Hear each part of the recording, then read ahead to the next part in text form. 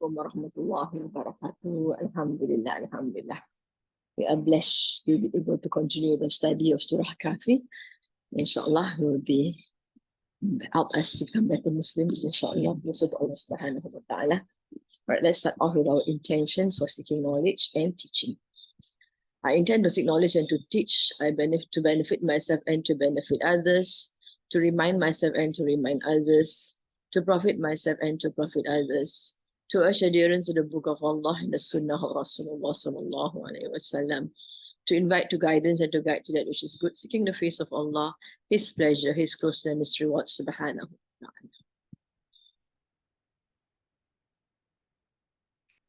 Right, let's continue with our Fatiha. A'udhu billahi minash shaitanir rajim. Bismillahir rahmanir rahim. Alhamdulillahi rabbil alamin. Ar-Rahmanir Rahim. Maliki yawmiddin. Iyyaka na'budu wa iyyaka nasta'in.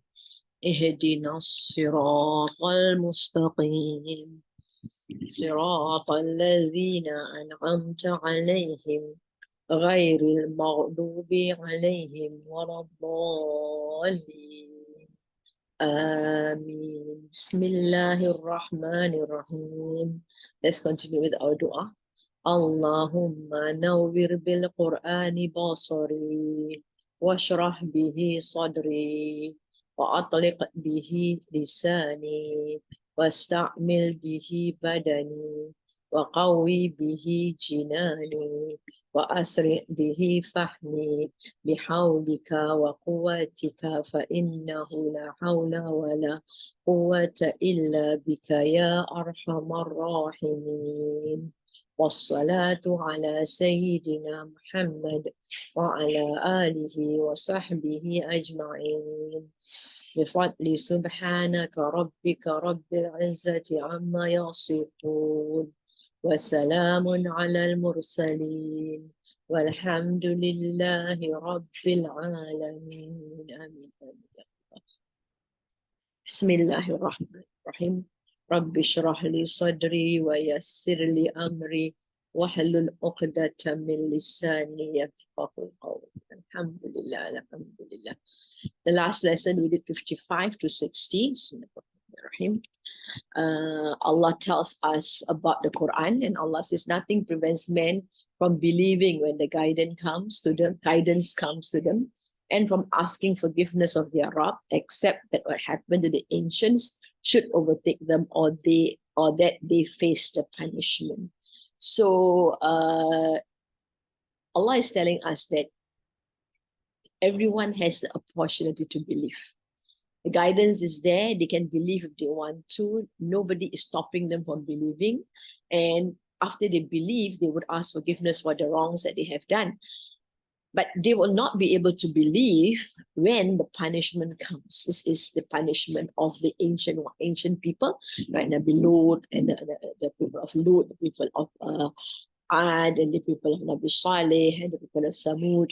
When this comes, then no, they cannot believe anymore, or that they face the punishment. And this is being said because they've been asking for the punishment. So when the punishment comes face to face to them, then they cannot ask for forgiveness anymore. They cannot believe anymore. Allah sends messengers as bringers of good news and warners. So this is the reality of all messengers. They are there to tell us about the good news of obedience to Allah subhanahu wa ta'ala and warning us of the consequences of disobeying Allah subhanahu wa ta'ala. Those who disbelieve argue with falsehood to dispute the truth. Allah puts forth. This is the reality. You can't use falsehood to dispel truth. Truth is truth. Falsehood cannot dispel truth. And yet they are arguing using falsehood, right, to dispute the truth. They take Allah's ayahs and the warnings in mockery. Allah sends guidance via His prophets. The prophets warn them, but they make fun of the ayahs and the warnings of the prophets. Who is more unjust than he who is reminded of the ayahs of his Rabb? Then he turns away from them and forgets what his two hands has sent ahead.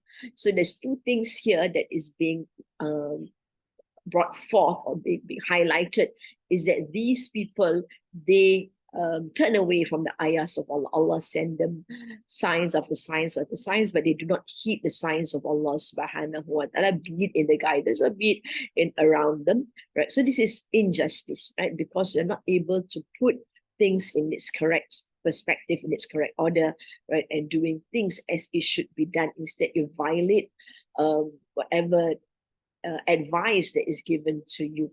And then the actions come, the actions. So first is about not taking heed, and the other one is on top of not taking heed, they also did things which are wrong.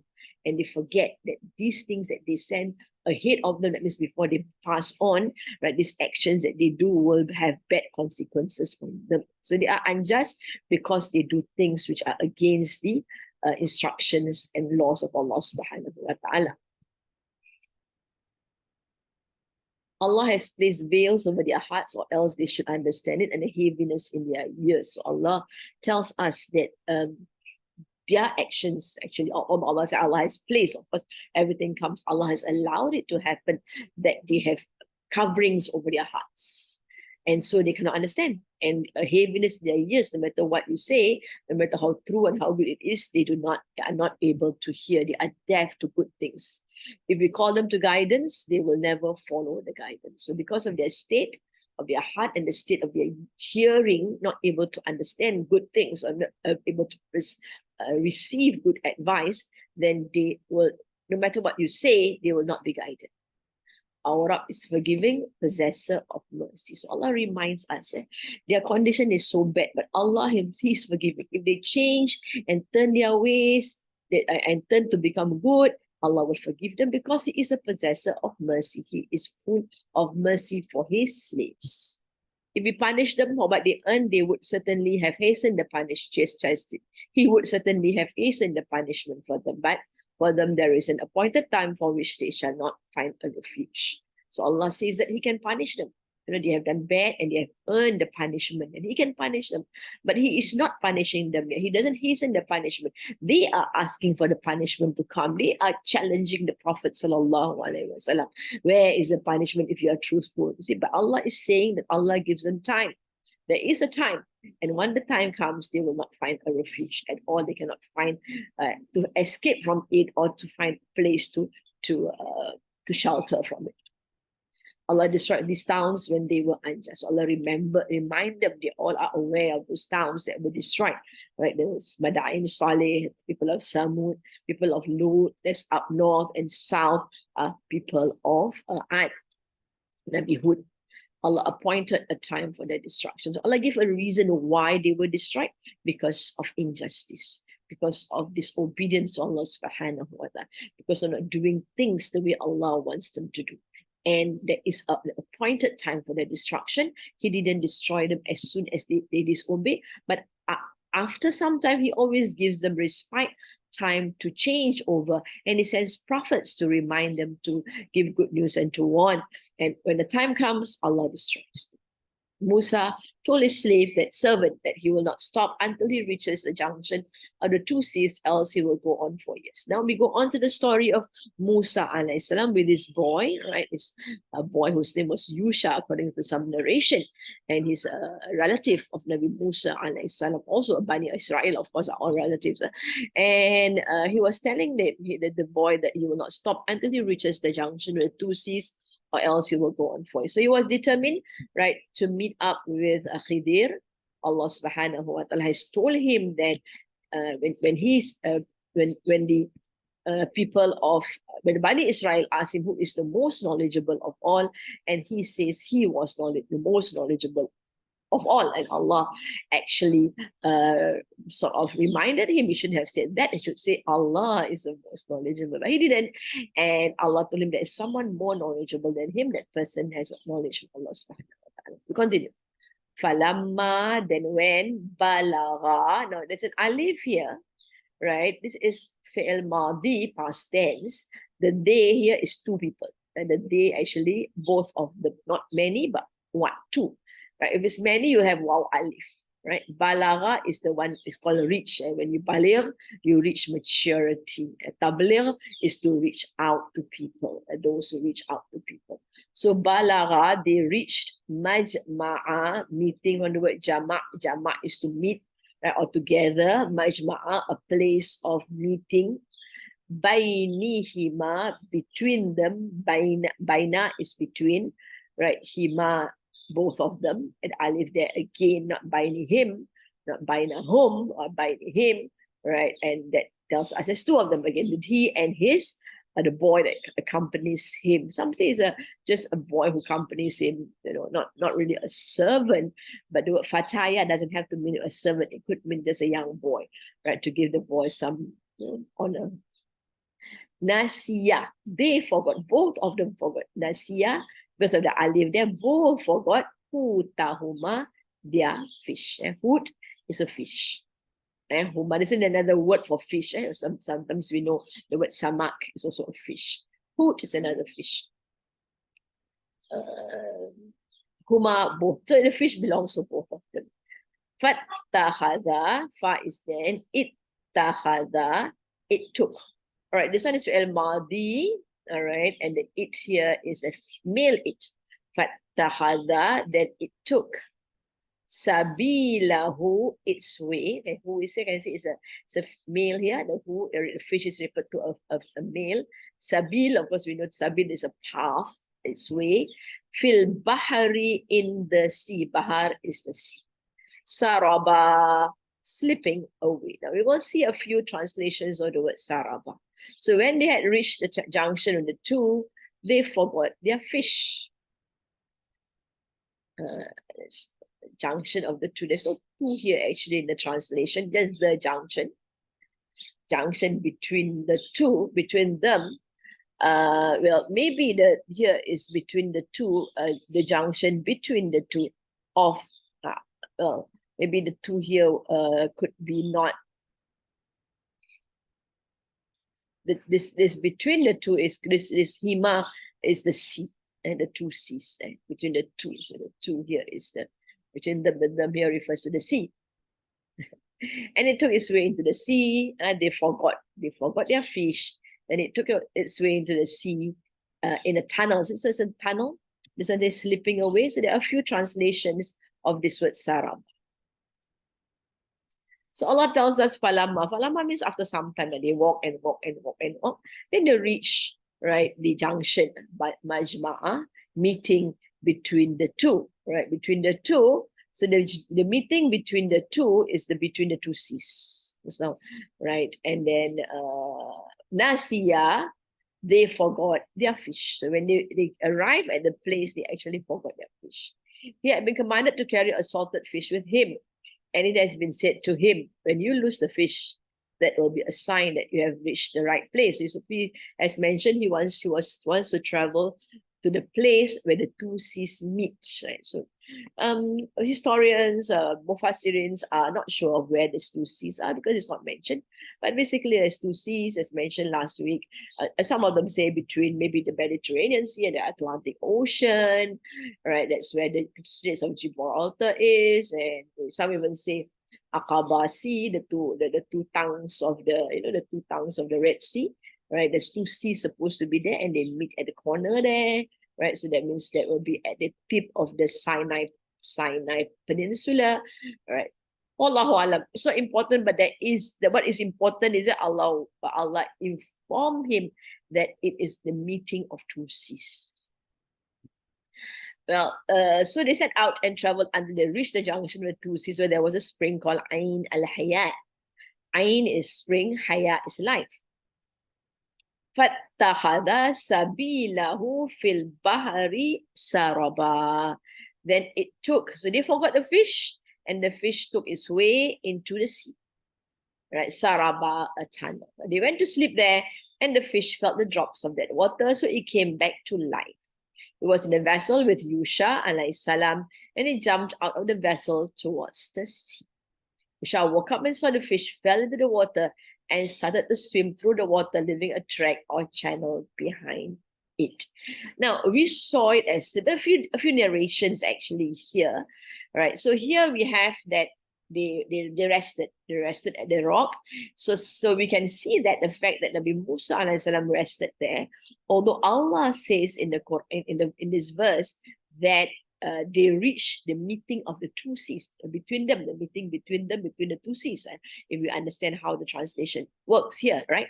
And Nabi Musa wasn't aware that he actually is at the confluence or the meeting of the two seas. He wasn't aware, or else he would have known, right? But he didn't. He wasn't aware. That means he was not aware of the seas being two separate seas. And Allah told him there will be a sign, shows that he doesn't know. So he need a sign to tell him that that is the two seas. All right, so there was one Mufassir actually I was reading who says that Yusha was washing the fish, because it's salted fish, and the fish actually slipped from his hand.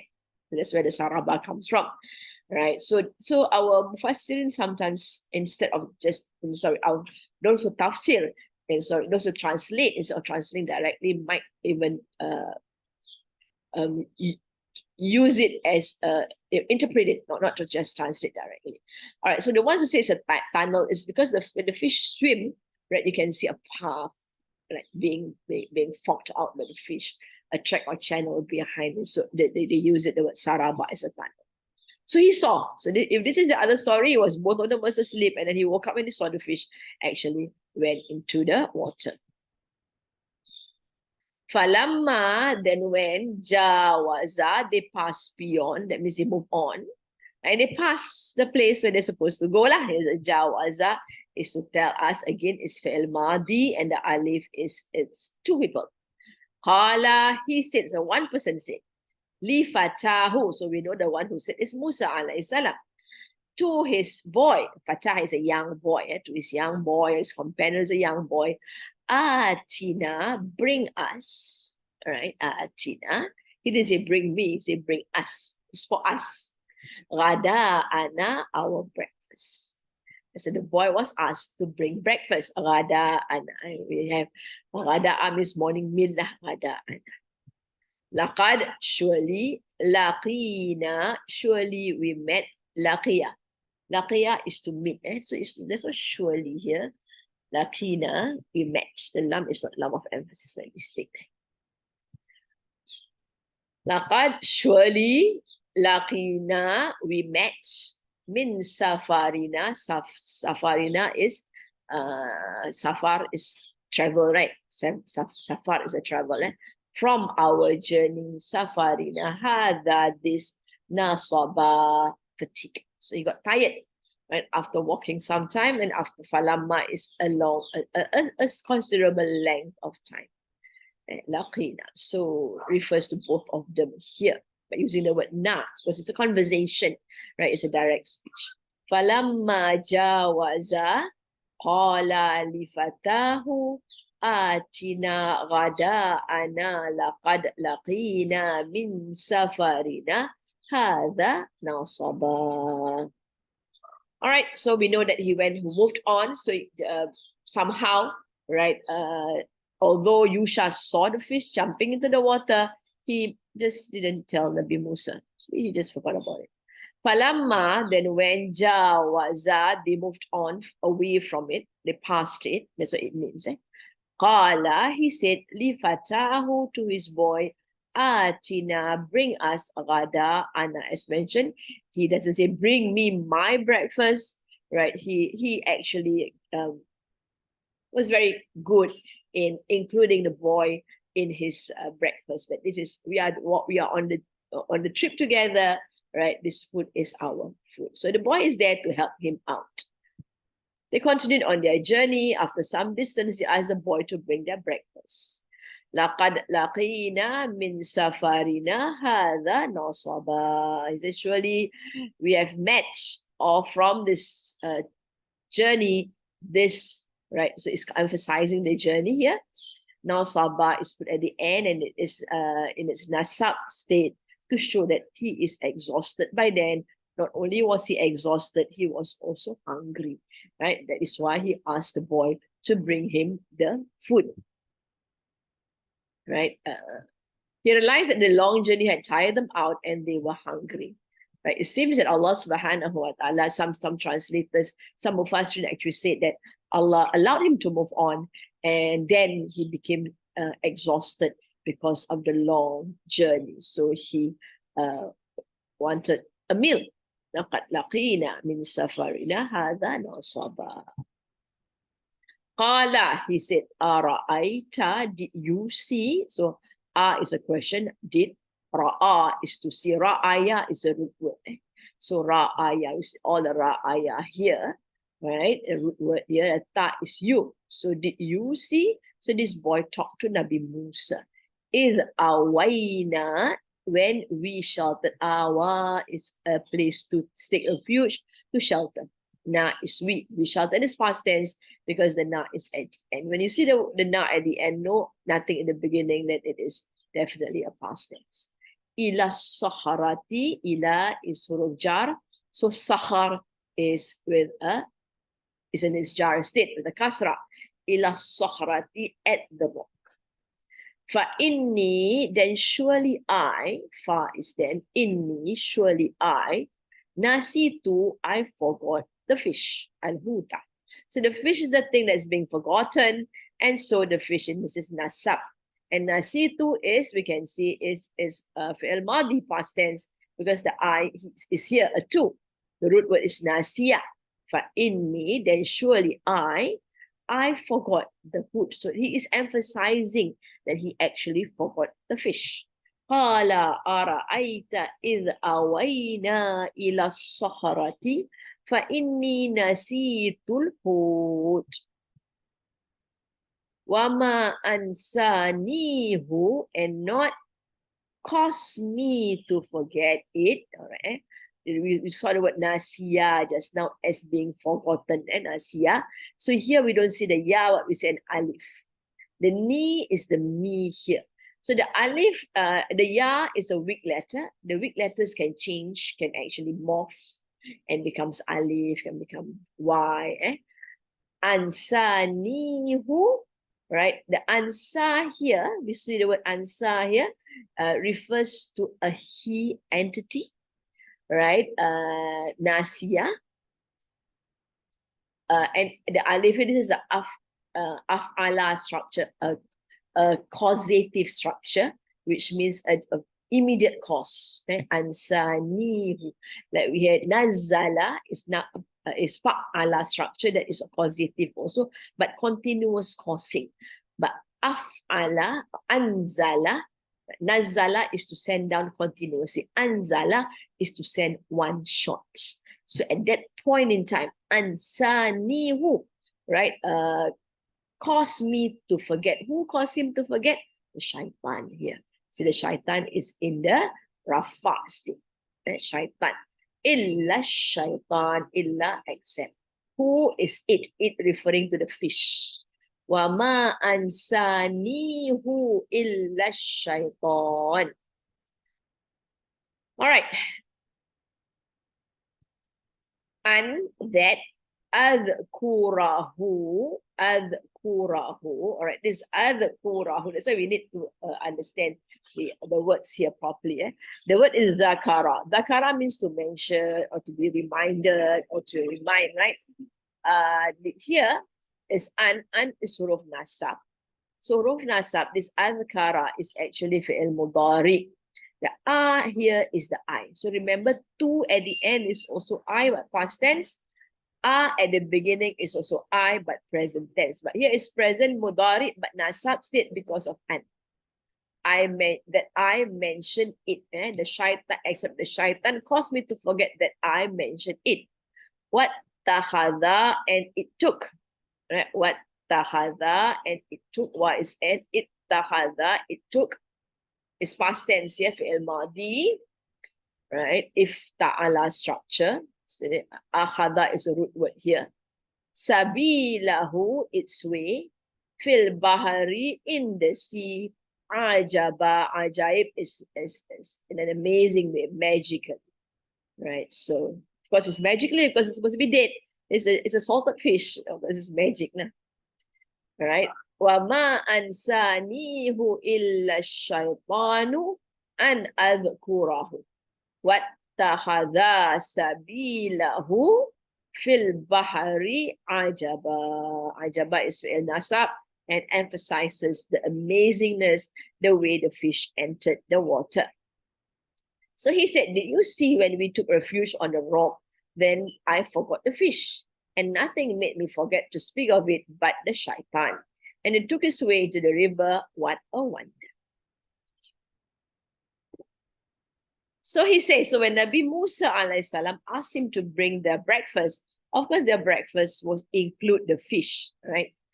Well, he must have other breakfasts because the fish was supposed to be kept as a sign of their of the meeting of the two seas. So maybe other things that he ate also. They were going to eat breakfast. So of course there's a basket and the fish was there and everything almost there, right? And see, he asked Nabi Musa, did you see when we were resting at the rock? Right, then surely I actually forgot the fish. Now, this is being polite. Allah subhanahu wa ta'ala says they forgot the fish, right, in the previous verse. But here he put the blame on himself that I forgot the fish. Right? So there was a fish and I forgot the fish. And he says, فَإِنِّي surely I. So he emphasized the fact that he forgot the fish. We see this sentence as then surely I forgot, we would say it is a jumla ismiyah, which means emphasized statement concerning him forgetting the fish. So he did ask Nabi Musa, however, he did ask Nabi Musa, did you see? Whereas Nabi Musa was not the one who saw it, he was the one who saw what happened. And yet he asked Nabi Musa, did you see? Hal ara'aita idh awayna. He even remembered where he was when the sea left, when they were resting at the rock. وَمَا أَنْسَانِيهُ إِلَّا الشَّيْطَانُ أَنْ أَذْكُرَهُ. And not make me forget it except the shaitan. So he's putting the blame on the shaitan. Yes, he did forget, but the forgetfulness came from the shaitan. The shaitan caused me to forget that I mentioned it to you. So he puts the blame on the shaitan as causing him to forget. Yeah, maybe the shaitan does do, because the shaitan doesn't want Nabi Musa to meet up with Nabi Khidir, and the shaitan make him forget. But here we see, later on you will see that he blames the shaitan, but Nabi Musa did not blame the shaitan for his wrongdoing. And so that is why, in our dua, final dua, when we make our dua, right? Some ulama says we must not say nasi tu, I forgot, but say nusi tu, I was made to forget, right? So when you say nasi tu, you are saying I am the one who is forgetful. When you say nusi tu, some of the people are quite familiar with nusi tu. Change in nasi tu, right? I'll highlight it after in our last dua. Then he's saying that he's blaming the shaitan for making him forget the verses of the Quran. Manasitu, we always say manasitu, but some people will say manusitu, which means he has been made to forget. All right. We have been made to forget. So this is the reality of the. So he did see, but he forgot to mention the Nabi Musa alayhi salam. And now he's asking Nabi Musa whether Nabi Musa saw what happened to the fish. Do you see all the formulas as a question often expressed? Would you believe it? So the Mufassirin is saying that he would not ask that question because he knew that Nabi Musa was asleep and Nabi Musa could not have seen it. Right? If Nabi Musa had seen it, Nabi Musa would immediately know that that is where the place he was supposed to meet up with his men. Right? But because he didn't see it, and the question, did you see? Right? Did you see means actually, would you believe it? That's what it means. Right? This is how the Mufassirin explains the conversation here. Right? Did you see when we were resting at the rock? Then surely I forgot the fish. And what made me, so I forgot the fish, right? Here, he forgot to mention the fish which he saw, right, swimming away, right, after it came to life. At this time, the attendant of Musa alayhi salam told him whether he remembered the time when they took refuge on a rock to rest there. So basically, it was, he remembered the place where the fish moved off. in that place, he forgot to inform him the event of the fish. And it was shaitan, and he forgot to mention it. Then the fish jumped into the sea and went away. So he, as mentioned, he blamed the shaitan for causing him to forget to mention it to Nabi Musa alayhi salam. And it took what tahadha, and it took sabilahu, his path, into the sea. Fil bahri ajaba. Really an amazing, of course it's amazing because the fish was dead and it came to life, and then it jumped into the sea. Because he related to Nabi Musa what happened to the fish.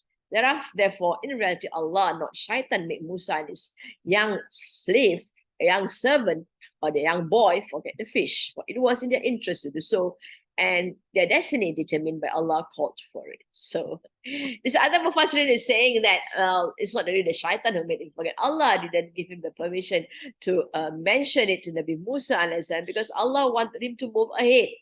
All right, to move ahead away from the place where he's supposed to meet Nabi Khidir. So in their interest, it is all this later on, we will realize that it is for their own good that they actually move on further ahead. And then they realize that the fish, then the boy had to recall what happened to the fish when he was asked to prepare breakfast. The fish was cooked. Its raising back to life and its moving straight into the sea was a sign given by Allah to Musa alayhi salam so that he would know the place where he was to meet the man. This is indicated by the amazement expressed by the boy when he saw the fish swimming in the sea. All right, so it's really magical, the way the fish jumped into the sea. Had the fish only dropped into the sea and settled at the bottom, there would be nothing strange in the matter, right? That means the fish is dead and it just fall into the sea and it just sink into the bottom of the sea because it's a fish with salt and a bit more heavier than it can't swim anyway, so it'll just sink to the bottom of the sea. What makes this interpretation more plausible is that the whole trip was full of surprises and that go beyond imagination, and this was only one of them. So this starts off, right? The whole magical meeting of Nabi Khidir and Nabi Musa alayhi salam. Qala, he said, dhalika, that, ma, what, kunna, we were, but it's kunna here, is past tense also, it's a kawana word. There's two nas, kawana, and the other na is a we. The kun is were, all right, and kunna, we were. Na ba'ri, from the word, na is the we, right? Present future tense, we were seeking. Bariya is the word here. We were seeking. So it's continuous here, past continuous tense, but this is in the past tense. We were seeking. And now bariya is present future, but when it meets with kun, it becomes present. It becomes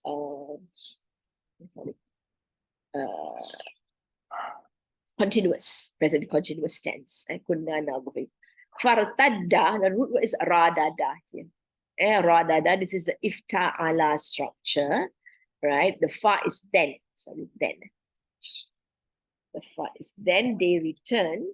So then, radda is to return, to go back. Radda means to go back. So if a person murtad, that means the person goes back to his own way always. Right? Fa is then, so artadda, so here we say it's after Allah structure.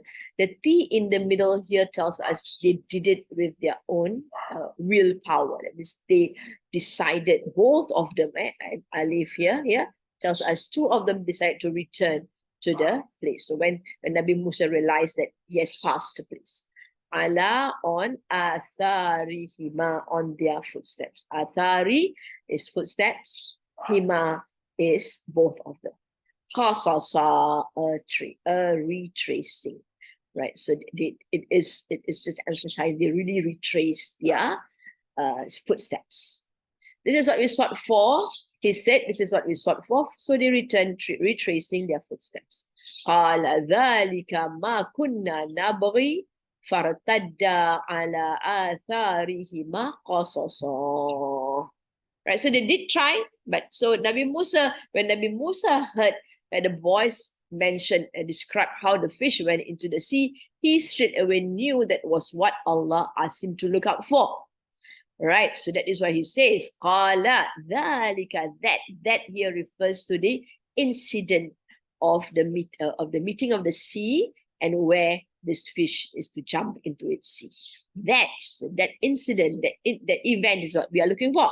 Ma kunna, what we were searching. Searching for the place where the two seas meet.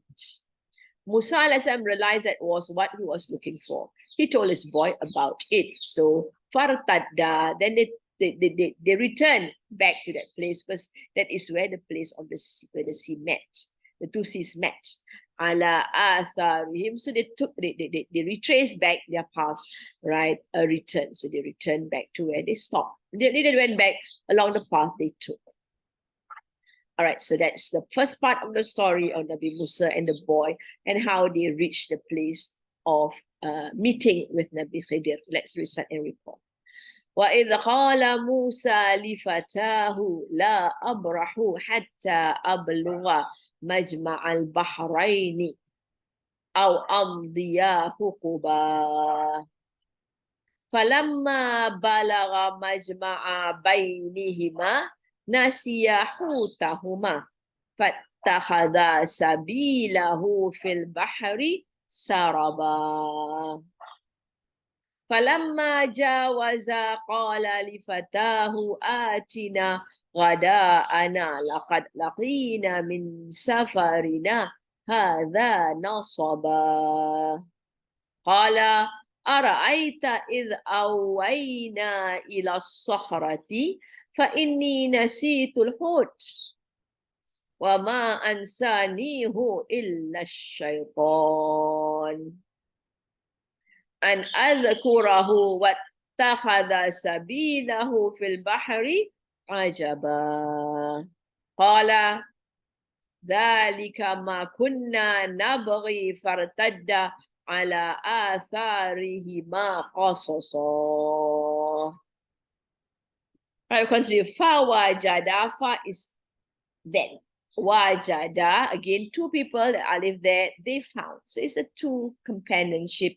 Fa wajada, then they found abdan, a slave. Min ibadina, from our slaves. Min is from ibad, is plural of abad. Abdan, a slave. Ibad is plural. Na is our slaves. Our, of course, here it should be capital because referring to Allah subhanahu wa ta'ala. Fawajada abdam min ibadina atainahu. Ata is to give. Ataina fi'il madi, past tense, we gave. Who is him? Him rahmah, mercy. Min indina, from us. Min is from indina, from ourselves, our presence. Indina is from our presence. From us and Dina. So the whole word is us. I mean, our presence actually from our presence. وَعَلَّمْنَاهُ, alama is to know. Allama is to learn. Or to teach. Sorry, to teach. Allama, to cause to know. Allama. This is why we have the word fa'ala structure. So allama is to cause to know. So to cause to know is to teach. وَعَلَّمْنَا, and we taught, past tense, fi'il madi, because na comes here, the we is na, who him, and we taught him, min ladunna, min is from, ladunna, our presence, right? From with us, min ladunna, they say ilmu ladunni. Ilmu ladunni is knowledge which comes from Allah direct. Ilmu, which is from me here referring to Allah subhanahu wa ta'ala. He gives people knowledge, right, and from himself, right? Those not teaching like Rasulullah or some got knowledge from Allah subhanahu wa ta'ala. Ilma, knowledge, because ilma is nakira, to show the greatness of the knowledge or the immenseness of the knowledge that was given to this particular person. Name is not given here. فَوَجَدَ عَبْدًا مِنْ عِبَادِنَا آتَيْنَاهُ رَحْمَةً مِنْ عِنْدِنَا وَعَلَّمْنَاهُ مِنْ لَدُنَّا عِلْمًا. Then they found one from among our slaves. whom we have granted mercy from us, and whom we had taught knowledge from ourselves. So mercy from us. The mercy is from Allah subhanahu wa ta'ala. Knowledge was taught to him, right? Most Mufassirins, actually, some Mufassirins, or those who tafsir, prefer not to put servants, but to put slave, because abd is actually a slave, all right? Fawajada, then we found. Abdan, sorry, they found, not we, they found. So Allah is narrating a slave from our slaves. We gave him our mercy. A mercy, this rahmah is again nakira. That means it's a really huge mercy from ourselves. Min indina, from ourselves. So the use of the wajada shows that they had been seeking after the knowledgeable man, and finally they found him. So they walk and walk and they search for him, and eventually they found him. The phrase abdam min ibadina, a slave from our slaves, indicates that the highest honor of a man is that he would be a true slave of Allah. So Allah refers to him as a slave because that is honor. A slave of Allah is one who is obedient to Allah subhanahu wa ta'ala. And the word here is abdan, it's an ism.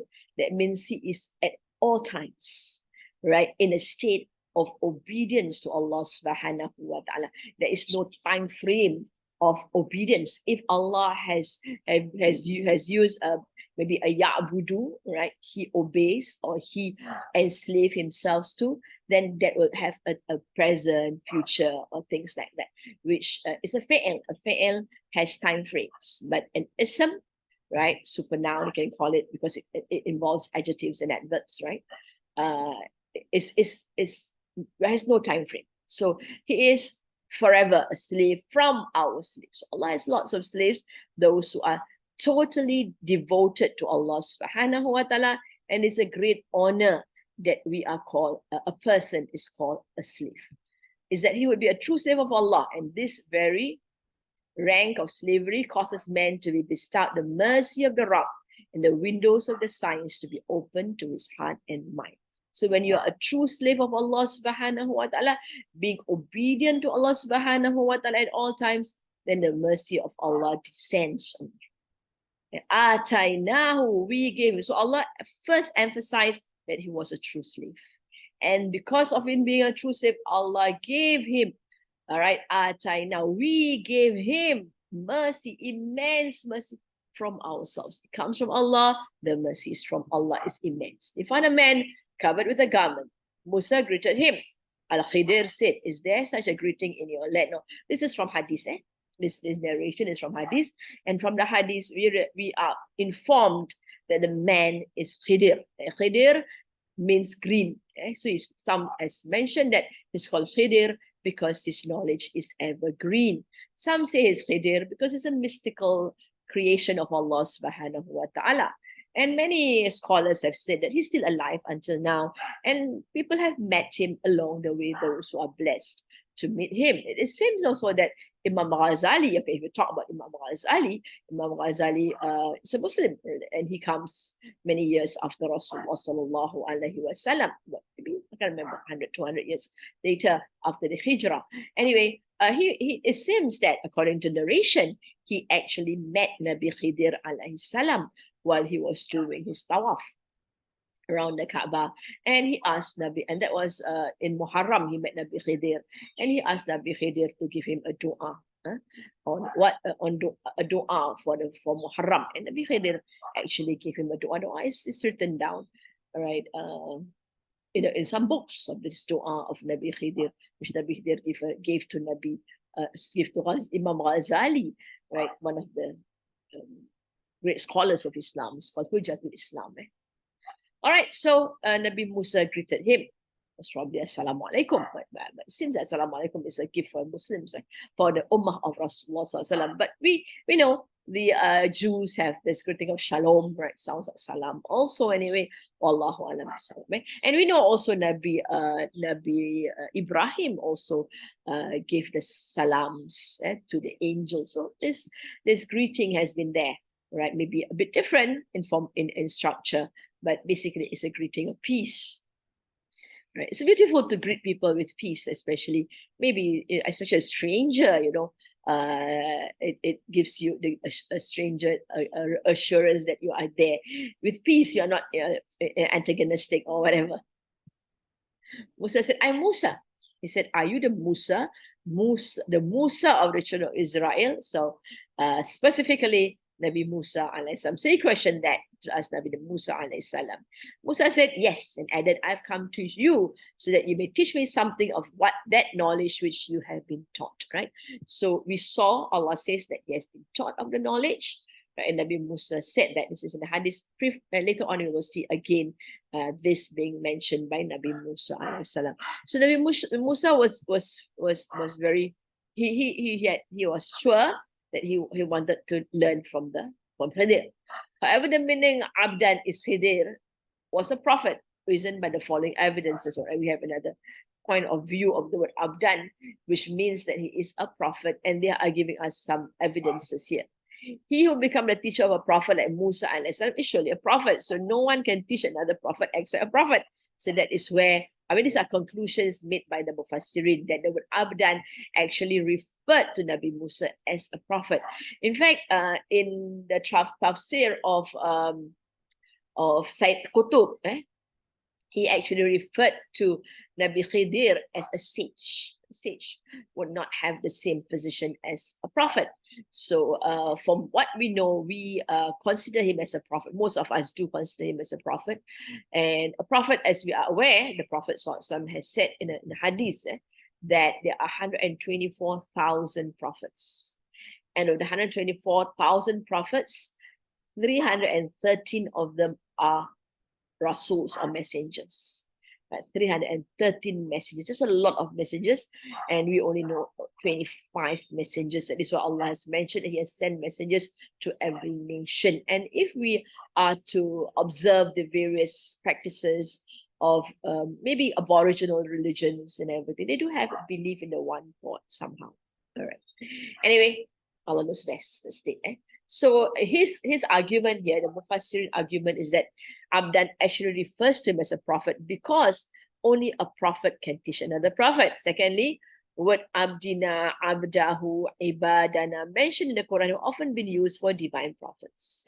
So this is another argument to confirm that Nabi Khidir was a prophet. Khidir told Musa alayhi salam at all extraordinary actions that he saw from him and did not have patience with him were done by the command of Allah, and he did not do anything of his own accord. So that's much later in the story when Nabi Khidir tells him that.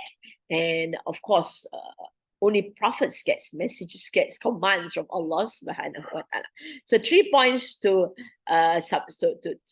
prove that the word Abdan refers to Nabi Khidir as a prophet. Khidir alayhi salam said, I did not of my own accord, that was he said. And this is just to refer to the verse that he would say that. I did it not of my own accord. Musa alayhi salam, the fourth reason is that Musa alayhi salam promised Khidir that he would not do anything other than he taught, and that the person whom an Ulul Azmi prophet absolutely obeys is certainly inerrant and is surely a divine prophet. Here, later on, also you will see that Nabi Musa promised that he will not disobey, right, Nabi Khidir. So that again tells us that he is a prophet. Because a prophet will not, the prophet is the one to be obeyed, and yet a prophet obeys another person. So that means that that person is a prophet. Intuitive knowledge is particularized to divine prophets. So divine prophets are given knowledge from Allah subhanahu wa ta'ala. Allah said about Khidir, we had taught him knowledge from our presence. So that was from the verse. Some commentators say that the term mercy here means prophethood. So again, these are various views of commentators who confirm that Khidir alayhi salam was a prophet. وَعَلَّمْنَاهُ مِنْ لَدُنَّا عِلْمًا, and we taught him from ourselves, right, knowledge, right, extensive knowledge, or even mystical knowledge, or knowledge which is not obvious knowledge, secret knowledge, and all kinds of knowledge, because the ilma covers a lot actually. So Allah puts min ladunna Allah can just say وَعَلِّمْنَاهُ ilma, and we taught him knowledge, but Allah puts in min ladunna to emphasize that it is from himself. Right? The phrase min ladunna ilma also denotes that the knowledge of that learned man was not an ordinary knowledge, but he was aware of a part of the secrets of this world and of the mysteries of the events which only Allah knows. So that emphasizes, right, that Allah has given him really special knowledge. Imam Sadiq radiallahu anhu said, Musa alayhi salam was more learned than Khidir in religious prudence. So where religion is concerned, where the Taurat is concerned, where the Sharia of the Jews are concerned, Nabi Musa is the one who knows, who knows the best. But Khidir was more aware of a branch and a mission other than that. So Allah taught Khidir knowledge that was not given to everyone. Even Nabi Musa alayhi salam. Qala lahu, said to him. Who said? Musa said.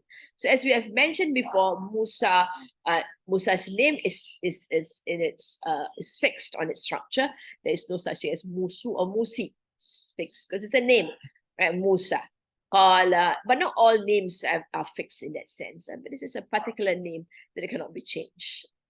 So the qala here refers to Musa alayhi salam, lahu, to him, to the person that he met. Hal attabi'uka, hal is a question, may, we translate as may, I follow you. Hal attabi'uka, right, the word here, attabi'u, we know is fi'il mudari in its rafa' state because of the dhamma here, and the a is I follow you, taba'a is to follow. Attabi'uka, ka is you. This is again ala, and on that, ala is on that, tu'allimani, tu'allima, on the word allama means to teach, tu is you teach me, tu'allima is fi'al mudari again, but nasab because of the an is huruf nasab. Tu'allimani, ni is me, teach me, and there's a ya there, but the ya is dropped, right, to show that he's eager to learn. Mimma, of what? There's two words here, min and ma, of what?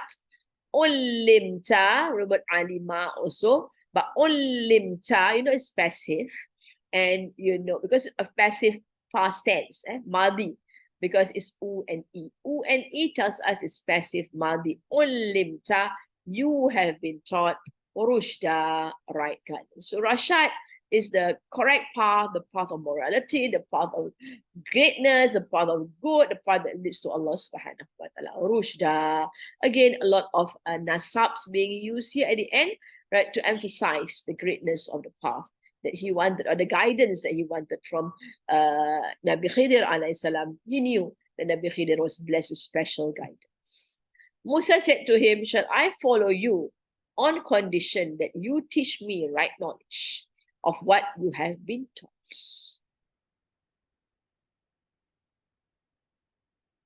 All right, so we can see that the old limta is what forward, right, to emphasize that he was taught by Allah subhanahu wa ta'ala. Qala lahu Musa, so Allah now gives a direct speech of the conversation between Musa alayhi salam and Nabi Khidir. Because the name is not given here, as mentioned, the name was given in the hadith of Rasulullah sallallahu alaihi wasallam.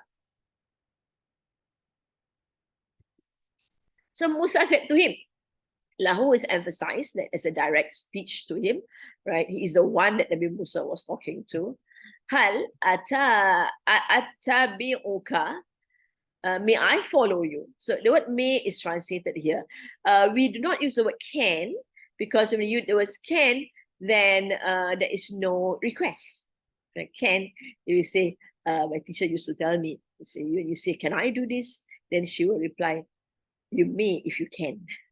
She means that, well, it is as if, you know, there is a can there. The can is different word from me, right? Can means I can do it. All right, that's it. Hal, may I follow you? So the first request was to follow him. And the reason is, ala an tu'allimani, on that. So I have a reason why I want to follow you. I want you to teach me. of what ulimta, you were taught rushda. So I know that you have this knowledge, this was taught to you. So he is aware of this knowledge. And he wants Nabi Musa was Khidir to teach him whatever knowledge he has been given by Allah subhanahu wa ta'ala. And he realized that this knowledge, he has described the knowledge as a knowledge of righteousness, a knowledge that brings a right every people. So Musa alayhi addresses Khidir alayhi in a very most polite manner. That's why I had issue with a friend. I had a friend who actually, I think mentioned in the last lesson, said that Musa was very arrogant. You can see from the conversations that Musa was not arrogant at all. And I did tell my friend it is not right of us to describe Musa as being arrogant, right? Because he's a prophet and prophets are not arrogant. The word arrogant is a very bad word to use on people, right, without any qualification, because arrogance, right, can cause people to go to hellfire. The arrogance is attributed to people to shaitan, iblis. And sadly, my friend insisted that he is arrogant because he was brought out in the palace of Fir'aun. Hence, he is as arrogant as Fir'aun. So this is sometimes, you come to this conclusion. I'm not sure how she come to the conclusion. Maybe some of us Muslims actually do read stories from the Bible, right, or Taurat, which actually has in many instances, or in some instances, paint prophets in a bad light. So we do not say that. And the Quran in itself here, the verse tells us that he was very polite to Musa, to Khidir alayhi salam. May I follow you, that I learn of the knowledge that you were given. It is a sort of politeness that is worthy of a prophet. Yes, very true. Fir'aun was a very arrogant tyrant. So he attributed that to Musa alayhi salam for the fact that Musa grew up with Fir'aun. Because no, Musa was not arrogant. It is a sort of politeness that is worthy of a prophet. He puts his request without making any assumptions, right? He didn't assume, all right, I'm not sure what he's saying here actually, without making any assumptions. Maybe he didn't assume that Nabi, he could just follow. He might, maybe he might just assume, maybe Khidir was informed by Allah that he was supposed to bring Nabi Musa through learning a process. So he didn't assume that. That is why he requested. Right? He didn't assume that he should just be able to move on. And he makes it clear that he seeks proper knowledge from a good slave of Allah subhanahu wa ta'ala. Bad knowledge is not the aim, right? So it's not just any knowledge, it's really good knowledge. It must be a source of growth and absorbs men to righteous deeds and modesty, not to vanity and disputation. All right, here. The Mufassirin here somehow wanted to further explain the word rushda. Rushda means a knowledge, the source, a knowledge which allows us to grow and allows us to do righteous deeds and to have a sense of modesty, right? Not arrogance, not vanity and disputation, because there are knowledge which causes people, right, to use it when you are full of, you have lots of knowledge. Like Imam Ghazali at one time, right, the knowledge there was for him to show how clever he was, right? But he did say, right, he took knowledge for other than what it was for. That is, the knowledge is to help you to grow, right? But not to dispute. So some people learn and they went up to get degrees and masters and PhD because they want to show off. This vanity, right? They want to feel good about themselves. It's called vanity, right? And of course, to argue with people because I have knowledge, you don't have knowledge. And that was the problem that Imam Ghazali had when he grew up. And in fact, in an environment where argumentation was something that's looked up to, and the courts of the caliphs would have people who would argue their point, and the one who puts forth the best point and win over the argumentation would be given a reward. So, and they became much more and more arrogant and more vain. So no, Nabi Musa was very clear of this knowledge that he wants. Just not just any knowledge, but a knowledge that will cause him to grow. Rasulullah SAW said, at the time when Musa met Khidir, in front of them, a bird took a drop of water from the sea by its beak and poured it on the ground. Khidir asked Musa whether he knew the secret of the deed of that bird. It teaches us that our knowledge, comparing with Allah's knowledge, is like a drop before an infinite sea. So there's nothing, we don't know anything, and that is why we should not be arrogant about what we know. Okay, anyway, this story actually comes around because this is when Musa met Khidir. Right, some Mufassirin saw this as the point where they meet. Of course, we are aware that the point where they meet was where the two seas met, and somehow there was a bird there that took water from the sea and poured it on the ground. Right, so that in itself was a lesson for Khidir, for Musa from Khidir, who tells him, right, that what the bird is doing. The bird is telling us that our knowledge is nothing compared to Allah's knowledge is a vast sea. When you compare your knowledge to Allah's knowledge, your knowledge is that drop of water, right? Compared to that vast sea ahead of you, it is nothing at all in what you know. Right. Some other narrations actually says that this happens when they were on the boat. Later on, we will go back to that part on the boat. So Musa said to Khidir whether he might follow him so that he would teach Musa a knowledge which causes him to grow. So that was what it was. Qala, he said, Innaka, surely you. Inna is emphasized, surely you. Lan, never. Lan is never. Tastati'a, right? Lan, you can see that lan is huruf nasab because tastati'a is nasab state. The ta is you. Ista is a star structure seeking. Ta'a is obedience, right? But this is always translated as tastati is you able. The ta is the you. Istati is translated to able. Never you able. Ma'iya with me. Ma'i is with. Ya is me. Ma'iya with me. Just to share, my son told me that the word that in the Malay language they use the word alamak. Alamak, he says, originated from Allah ma'a. Allah ma'a. So eventually it got shortened form. Allah ma'a is Allah is with you. Instead of alamak. Anyway, just remembering the word ma'iyah here. All right, anyway, sabran, patience. Again, this is a nasab to show immense patience. All right, nasab shows greatness of thing, and also it is nakira again to show immense patience. Qala innaka lan tastati'a ma'iya sabra. He said, surely you cannot have patience with me. All right, so when Nabi Musa alayhi salam, what did he want to do? What to follow? Why does he want to follow? Because when you are in the company of a righteous person, you learn a lot. I remember reading one person who was learning from a scholar, For 10 years he learned from a scholar.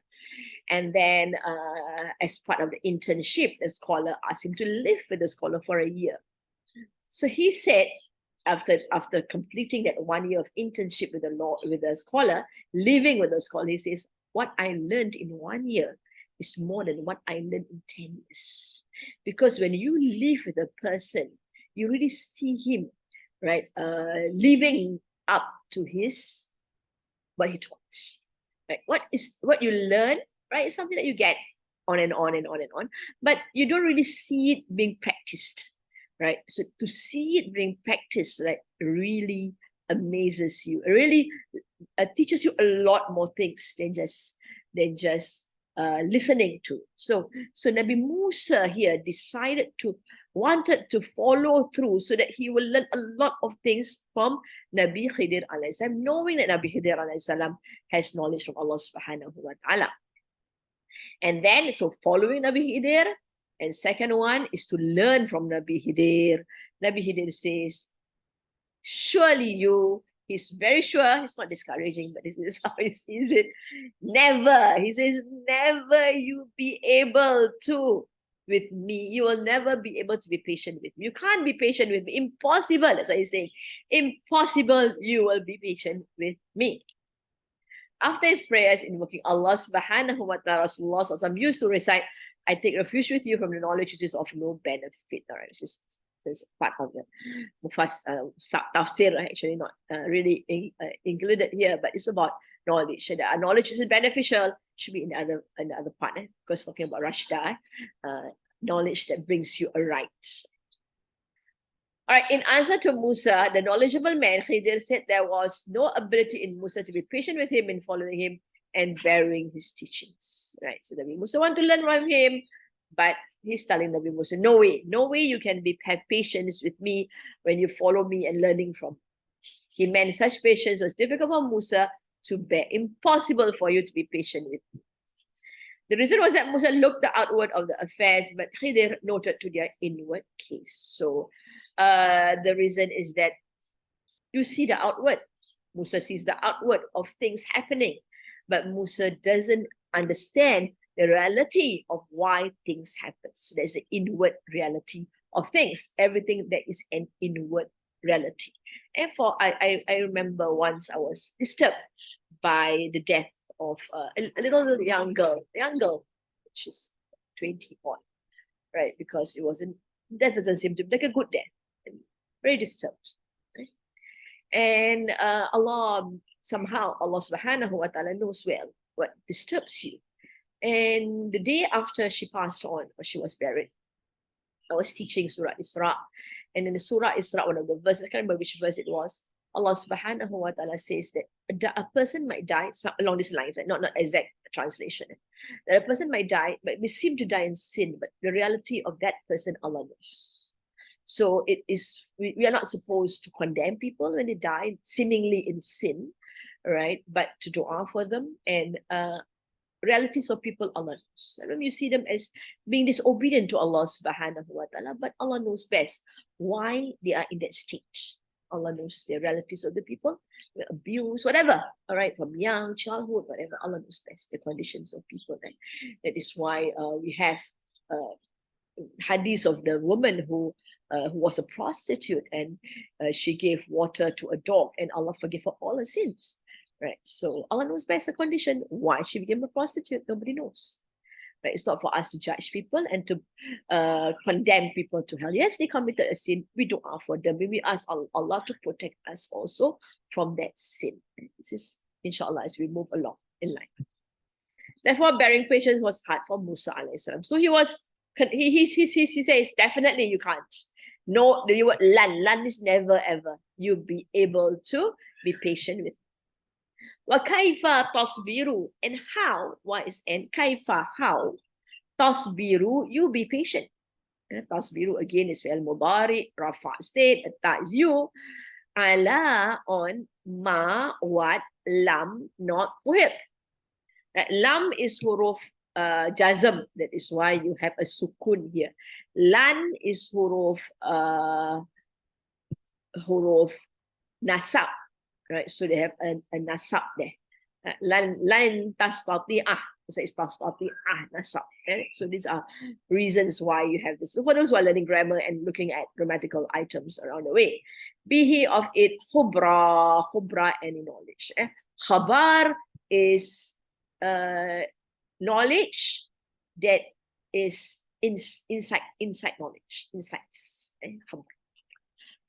Khabir, the one who know the realities of things, not just on the surface, but realities of things. Khubra, a really knowledge of it, special knowledge.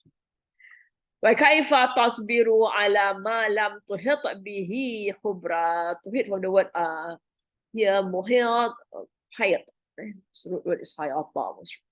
The two is you encompass of it. Right? Khubra, any knowledge.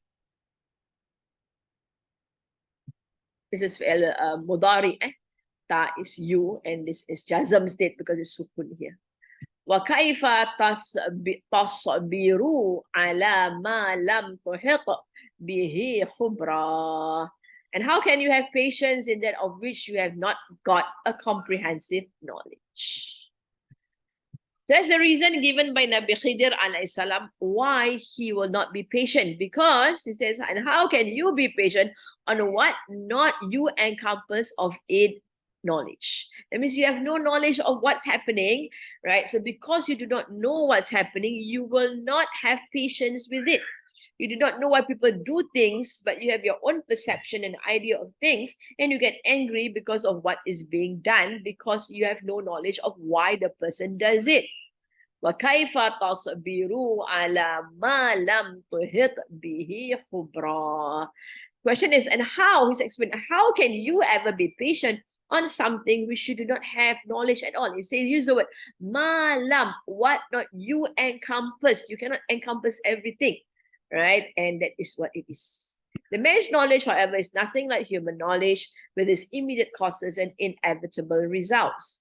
It is part of divine knowledge that Allah subhanahu wa ta'ala has granted him. According to a measure he determined and for a purpose he wanted to accomplish. All right, so that's it. It's part of a divine knowledge. Allah has granted him to a certain measure which Allah has determined and for a reason, right? Why Allah gave him that knowledge. Musa alayhi salam could not be expected to be patient with a man and his actions, even though Musa alayhi salam was a prophet and a messenger from Allah subhanahu wa ta'ala. Despite being a prophet, not all prophets are given mystical, if I call it mystical knowledge, a secret knowledge. Deep insights here. Looked at superficially, these actions may appear to have no logical justification whatsoever. So you see it in your own eyes, but there is a reality, as the word khabar, khabir is the one who knows. There's a reality behind what you see. They could not be understood without having access to the wisdom dictating them. And that is part of divine wisdom, which people cannot begin to comprehend. So a lot of things people do, nobody knows why they are doing that. It's the story of a man in Malaysia. He seems to be like a mad person, right? And he would go around in the mosque using a toothbrush to clean the mosque. Right, and he even find food for ants and feed ants. And people think it's crazy. He looks crazy anyway. That's what people would say. But when he passed on, he was a very dark person. When he passed on, according to the narrations, that he was so beautiful and fair, handsome man. Right, so Allah knows best conditions of people. Right, we shouldn't just dismiss people as crazy or whatever. Allah knows why they do things. Anyway. Qala, he said, Satajiduni, sa is will, right? Wajada is a root word here. Tajidu will, you, the ta is you. Wajada, the waw has disappeared here. Fi'al mudari again, in rafa state. You will find me, me is me. Satajiduni, you will find me, insha'Allah. In is if, sha'a wished, past tense. Allah is the one who wished, right? Insha'Allah. So in is if, in is huruf nasab. Sorry, sha'a is past tense. No nasab, no grammatical order there. Sha'a, yes, because it is nasab. Not nasab, sorry. It is fi'il madi. Allah is the one who wished. That's why I think Zakir Naik mentioned that we shouldn't put in English insha'a. Insha'Allah. This is insha'Allah because that it becomes a different word actually. True what he says, because it becomes the word nasha'a, which means to create or to originate. Okay?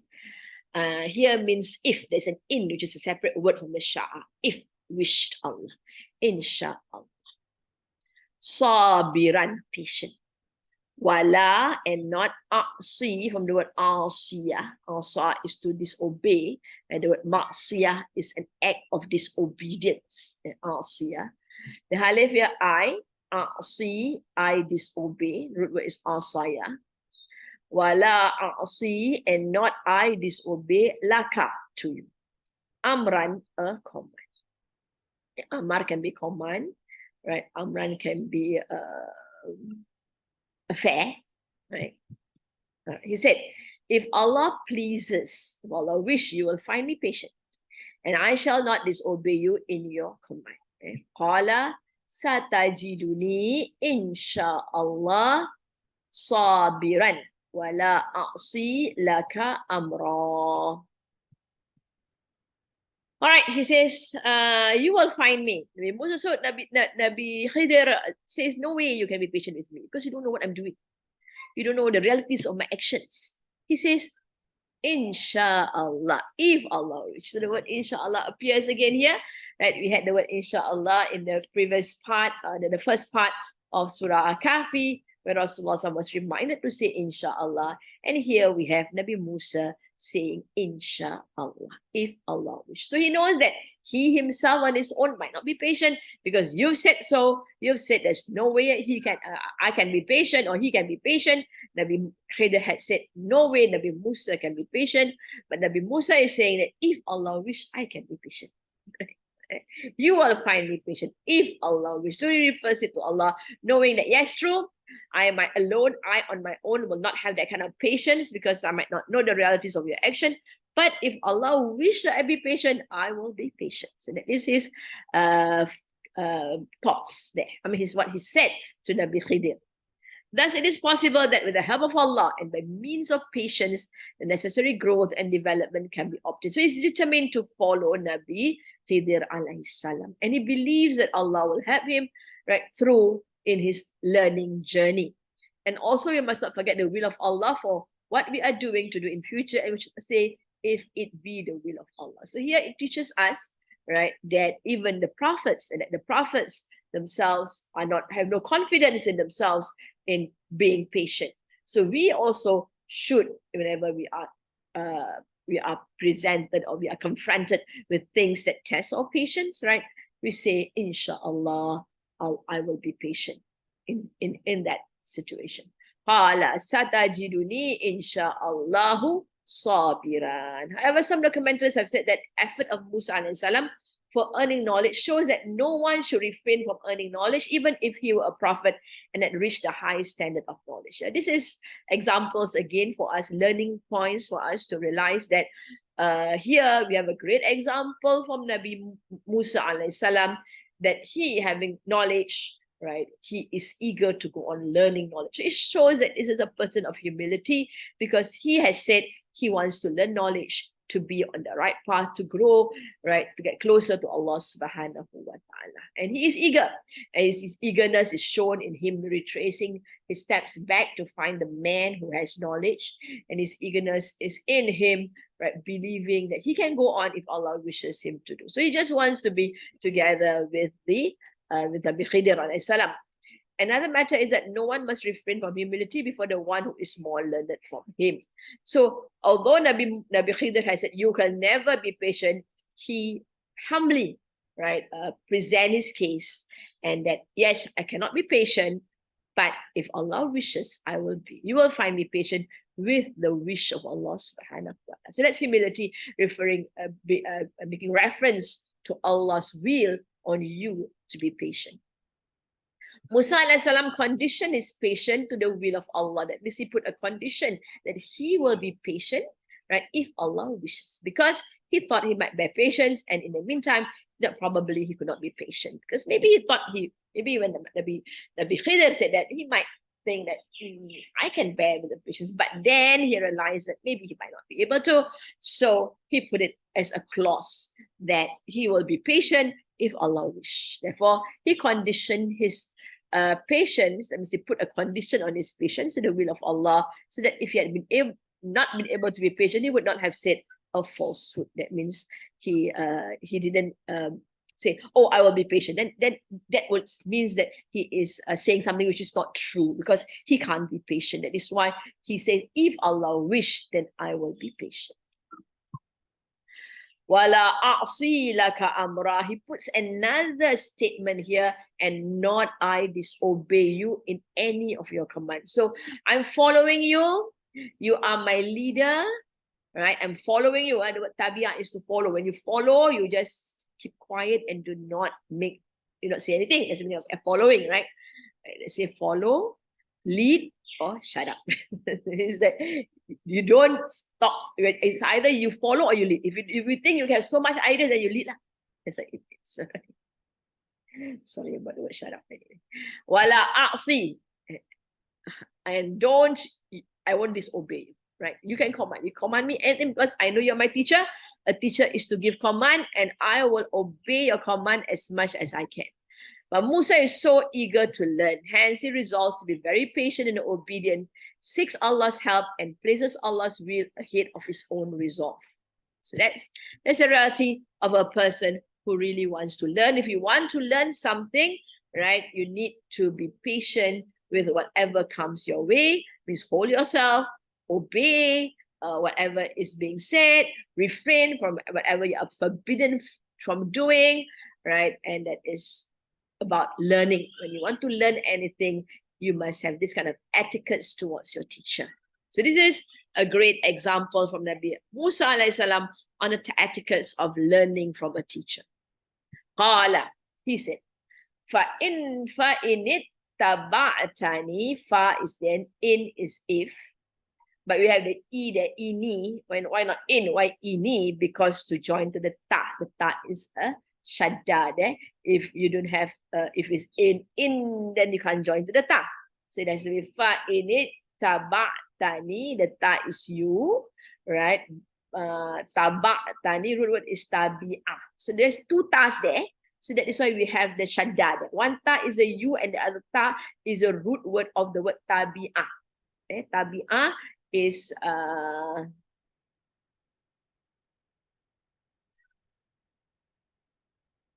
me see.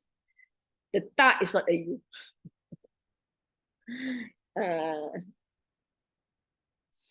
This is another. The ta is not the you because the other ta is the you. The last ta, tabak ta, and the ta is the you. So it's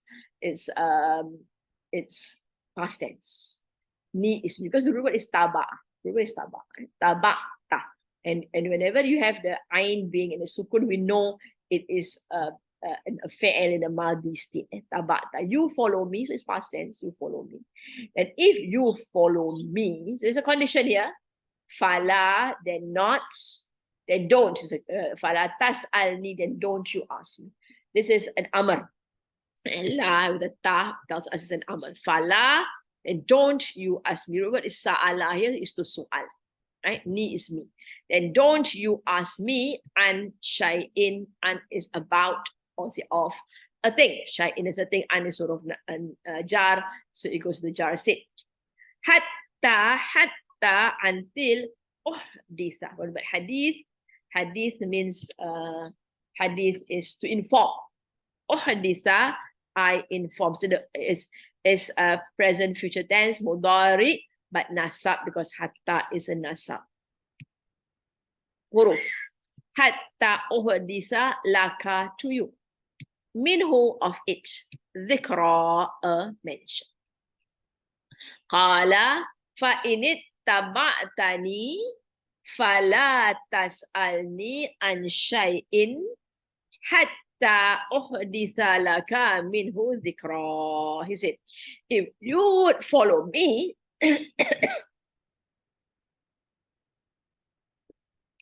if you were to follow me, it's instruction should be there. If you were to follow me, then do not question me about anything until I myself speak to you about it. I make a mention of it, then you can, I inform you of it. Again, dhikra is nasab, show a great mention of it. All right. Qala. He responded to Musa when Musa alayhi salam says, Inshallah, I will be patient. Then he says that if you are to follow me, right? Maybe you want to follow me, but I have a condition here. Don't ever ask me about a thing until I inform you of it, or I mention it to you. I mention the information to you. I inform to you of it. So that's a condition. Okay, fine. You are so sure. You have put your trust in Allah that Allah will make you patient. Okay, I'll take it as that. Yeah, true. If Allah wants you to be patient, you can be patient. Although I don't believe you can be patient. Never ever can you be patient. Whatever the case is, if you are to follow me, all right. If you decide to follow me, then you should not question me on anything until I tell you what it's all about. In view of the fact that patience upon the apparently strange events which a person is not aware of, the secret is not so easy to bear. Once more, the learned man, Khidir, made Musa alayhi salam undertake his promise. He warned him that if he wished to follow him, he had to be absolutely silent and would not ask him concerning anything until on its time Khidir might tell him about it. Remember the previous verse, Nabi Musa alayhi salam told Nabi Khidir that I will obey you no matter whatever your command is, I'll obey. So now we see Nabi Khidir giving a command to Nabi Musa alayhi salam. The command or the order, right, is that you cannot ask me a single thing. Right? You say you're going to obey me, right? So this is how I want you to obey me. Right? This is my instruction to you of obedience to me. Don't ask me a single thing until I myself tell you. So whatever I do, just keep quiet and follow. Don't ask anything. Since Musa alayhi salam assured him, he allowed Musa alayhi salam to come along, provided he just keep quiet no matter what he sees. In connection with this, people must see the wisdom and goodness in the actions of the messenger to whom they have given their allegiance. So this is a commentary made by a scholar, by one of the scholars. They must expect goodness in everything that the messenger does, and if they cannot see the inherent wisdom, must wait patiently and respectfully for its explanation. Here we see in the Sirah of Rasulullah sallallahu alaihi wasallam during the Hudaybiyah Treaty, when Rasulullah sallallahu agreed to all the conditions placed by the Quraysh. Right, so Umar was upset. It's just so unfair. We can't do this. We can't do this. We can't do this. They can do this. They can do this. They can do this. Right. So, and he was really, really upset. In fact, some of the Sahabas when asked to remove their ihram, because all of them were in ihram. There's no indication that they want to fight or whatever, because they were wearing ihram. They were all going down to do their umrah, and yet they were stopped by the Quraysh. And this has never happened before. The Quraysh has never stopped even their enemies from going for umrah. And because they come in peace, wanting to do umrah, but they were stopped. And so when Rasulullah signed a treaty, right, Rasul expect them to all not, because they were not allowed to go for umrah, so they were in their ihram. They had to remove their ihram. That is why we must remember. And they had to. Everyone had to slaughter. They brought their goats along to slaughter after umrah. That's part of sunnah, right? And they actually had to slaughter their goats, because they did not put a condition when they put on their ihram. So when we put on our ihram, it's very important for us to put a condition on the ihram. Ya Allah, I put on my ihram to do umrah. But in any case, if I am prevented to complete my umrah, right, I will leave the ihram, or I will lift the ihram with a tahlul. If you don't say that, then and you're forced to, like for example, we just don't know what will happen to us in ihram, right? In umrah, so it's so short lah, I can finish it in no time, no problem lah. Within half an hour, I can finish umrah. You might be sick, you might have whatever, you fell, you are injured, your leg, you're hospitalized, you can't do your umrah. And your friends all got to go back, especially when you live in Singapore, you're only going for a 10-day umrah, that kind of thing. So put that condition. But the women, of course, who are still having their menses, they are afraid they might get it. So just put a condition so that you can lift your umrah with a tahlul. That means to cut off a part of the hair or shave your head. And so this is a lesson for all. I'm talking about obedience to Rasulullah. And so they were not able to, because they were so upset with the agreement that they did not obey Rasulullah. So Rasulullah went over to see Salama, his wife, and express his unhappiness about them not obeying him. And Salama says, you go out and shave your head and do your slaughter. When they saw him doing that, straight away they followed through with him. And they saw eventually the wisdom of the Hudaybiyah Treaty, which allowed Islam to spread. And eventually the Muslims conquered Mecca. So believers must not upset the messenger by asking unnecessary questions or indulging their curiosity on the instructions made by the messengers of Allah, the laws of Allah. All right, we're going to read through and recall. فَوَجَدَ عَبْدًا مِنْ عِبَادِنَا آتَيْنَاهُ رَحْمَةً مِنْ عِنْدِنَا وَعَلَّمْنَاهُ مِنْ لَدُنَّا عِلْمًا. قال له موسى هل أتبعك على أن تعلمني مما علمت رشدا قال إنك لن تستطيع معي صبرا وكيف تصبر على ما لم تحط به خبرا قال ستجدني إن شاء الله صابرا ولا أعصي لك أمرا قال فإن اتبعتني فلا تسألني عن شيء حتى أحدث لك منه ذكرا. Alright, we stop there.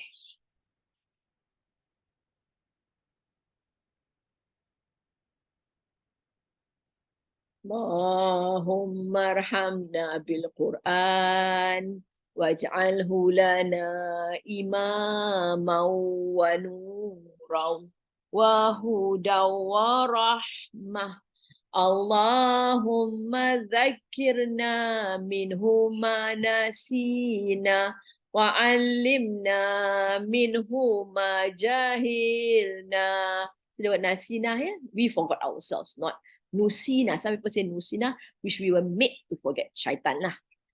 Allahumma dhakkirna minhu ma nasina wa alimna minhu ma jahilna warzuqna tilawatahu ana al-layli wa atrafan nahar واجعله لنا حجة يا رب العالمين اللهم أستودعك ما علمتني فردده إلي وقت حاجتي إليه فلا تنسينيه يا رب العالمين. بسم الله الرحمن الرحيم الحمد لله رب العالمين والصلاة والسلام على سيدنا محمد وعلى آله وصحبه أجمعين. ربنا انفعنا بما علمتنا ربي علمنا الذي ينفعنا ربي فقهنا وفقه أهلنا وقرابات لنا في ديننا مع أهل القطر أنثى وذكر. بسم الله الرحمن الرحيم والعصر إن الإنسان لفي خسر إلى الذين آمنوا وعملوا الصالحات وتواصوا بالحق وتواصوا بالصبر. سبحانك اللهم وبحمدك نشهد أن لا إله إلا أنت نستغفرك ونتوب إليك. سبحانك اللهم وبحمدك نشهد أن لا إله إلا أنت نستغفرك ونتوب إليك. سبحانك اللهم وبحمدك نشهد أن لا إله إلا أنت نستغفرك ونتوب إليك.